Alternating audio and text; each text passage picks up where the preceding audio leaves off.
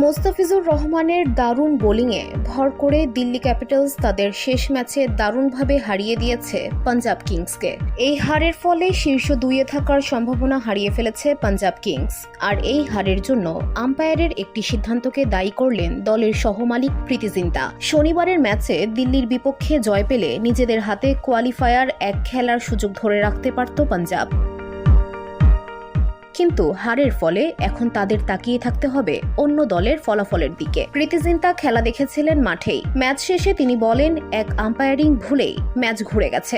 প্রথম ইনিংসের 15তম ওভারে মোহিত শর্মার বল ছক্কা মারেন পাঞ্জাবের ব্যাটার শশাঙ্ক সিং। বাউন্ডারির কাছে দাঁড়িয়ে থাকা করুণ নায়ার বলটি ধরে সীমার ভেতরে ঠেলে দেন, কিন্তু নাইর নিজেই ইঙ্গিত দেন যে তার পা বাউন্ডারি ছুঁয়েছিল, অর্থাৎ সেটা ছক্কা হওয়া উচিত ছিল।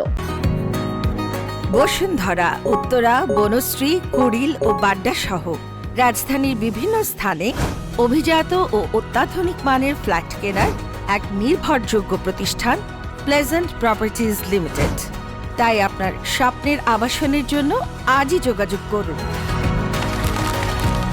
Pleasant properties limited, where destiny matches eventually.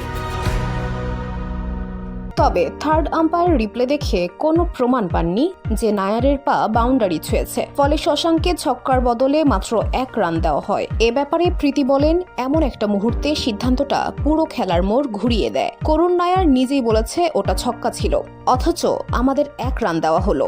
এই সিদ্ধান্তে হতবাক পাঞ্জাবের শিবির। ম্যাচ শেষে দলের ভেতরেও অসন্তোষ দেখা যায়। এই হারের ফলে পাঞ্জাব কিংসের প্লে অফে সরাসরি কোয়ালিফায়ার 1 খেলার সম্ভাবনা এখন অনেকটাই ক্ষীণ।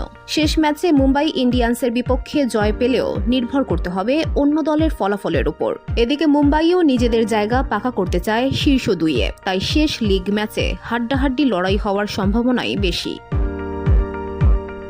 VOD Bangla news desk.